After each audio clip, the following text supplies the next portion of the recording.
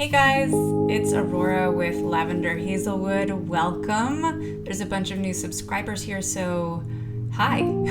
So today I want to talk about accessing the intuition / reading energy. This is an important topic if you are playing with tarot cards, if you're doing intuitive readings, and even accessing some of the same places where you would be in touch with your gods, goddesses, spirits, things like that. Picking up on subtle things is super important, especially, and we do it all the time. This is not like new territory for most of us. It might be new territory in understanding the mechanisms behind it and how we personally work, but we read energy all the time and we respond to it all the time. It's like reading a sentence. We're just not educated on it often. The hands are one tool that we can use to pick up energy and to move energy around.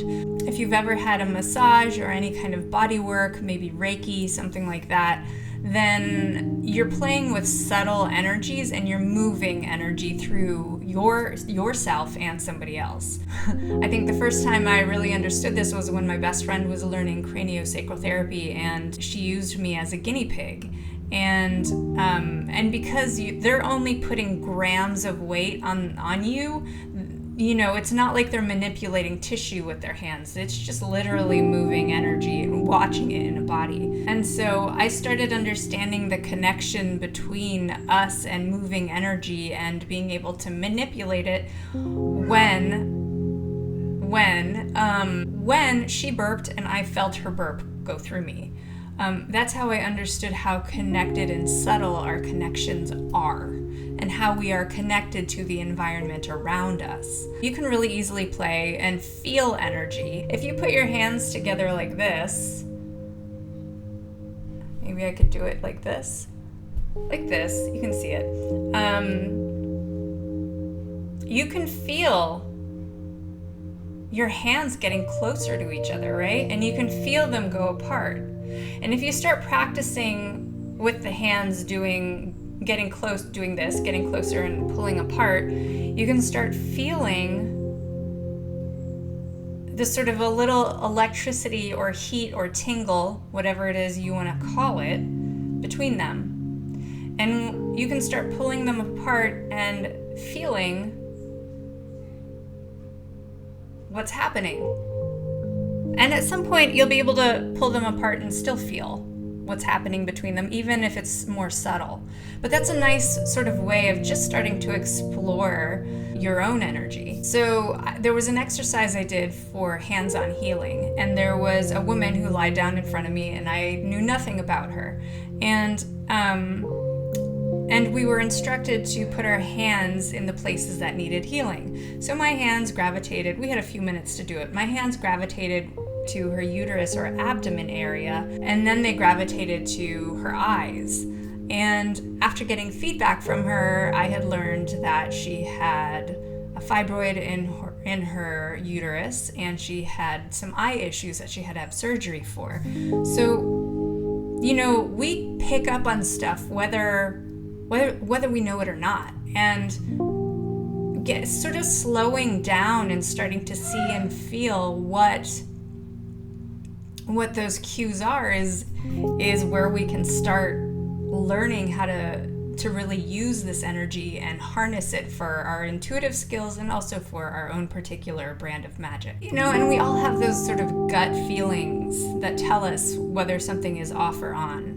You know automatically when someone walks into a room whether it brightens or it dims. I can definitely specifically remember at least 3 times when I knew I was in the company of someone who had not good intentions, whether they were evil or just not good people, or I don't know, but my gut told me, stay away, this doesn't feel good. And that's an intuitive message. So we can look to those gut feelings and the knowings, just the knowing of, sometimes you just know things and it's a gut feeling, you know? Those are messages as well that tell us things. And sometimes that moves into the mind too, or into the inner vision. So you might get a picture of something or a smell or a feeling. And a great way to tune into sort of the astral or the inner vision is by using Yoga Nidra. That is something that I have found super helpful and has got me very in tune with my own inner world. It's something I facilitate and teach as well, but it has definitely helped me get more subtle into my practice, because you take trips to your inner world. You're visualizing and you're getting very acquainted with what's happening in your inner world, and the screen that brings you things and tells you things.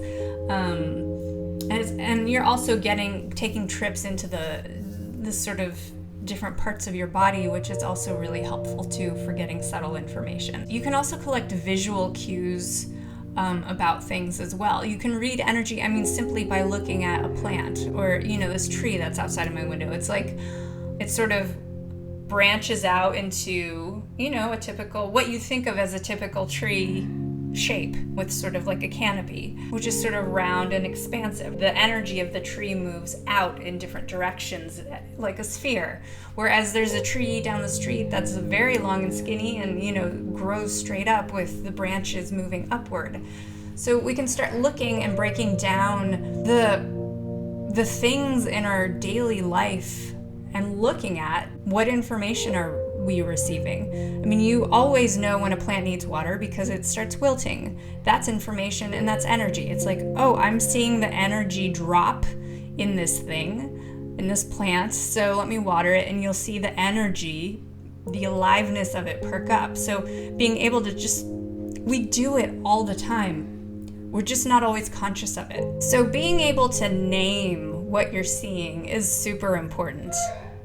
Being able to visualize where the energy is coming from in one of these trees, or in a human, or, whatever it is that you're looking at, maybe a rock, a plastic bucket, I don't know, but kind of like taking stock of what it looks like is really, is a good starting point for learning to see what's underneath, the subtle, the energy in something.